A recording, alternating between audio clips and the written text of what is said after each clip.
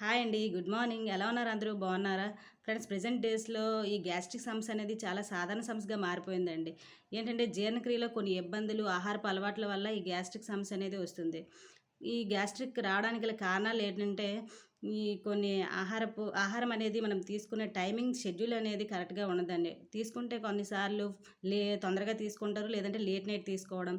తర్వాత ఏంటంటే కొన్ని ఆయిల్ ఫుడ్స్ అనేవి మసాలాలు ఎక్కువగా ఉన్నవి ఆయిల్ ఫుడ్స్ అనేవి ఎక్కువగా తీసుకోవడం వల్ల, తర్వాత కూల్ డ్రింక్స్, సోడా లాంటివి తీసుకోవడం, తర్వాత ఈ స్టే ఏంటంటే ఆహారం అనేది ఒక్కొక్కసారి తీసుకోకపోవడము లేదా కొంత లేట్ అవ్వడం వల్ల కూడా ఈ గ్యాస్ట్రిక్ అనేది వస్తుందండి.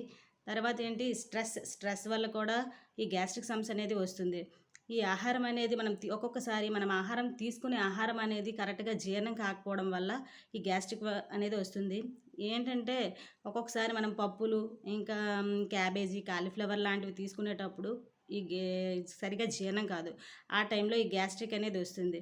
ఈ గ్యాస్ట్రిక్ సమస్య నుండి మనం అదే మళ్ళీ గ్యాస్ట్రిక్ నుంచి ఎటువంటి ఇబ్బందులు వస్తాయంటే కడుపు ఉబ్బరం, ఇంకా కడుపులో మంట, ఇంకా గ్యాస్ రిలీజ్ అవ్వడం, ఇంకా ఈ ఒక్కొక్కసారి వికారం, వాంతొచ్చినట్టు ఉండడం అలా వస్తుందండి. తర్వాత గ్యాస్ అనేది ఒక్కొక్కసారి రిలీజ్ అవుతుంటుంది.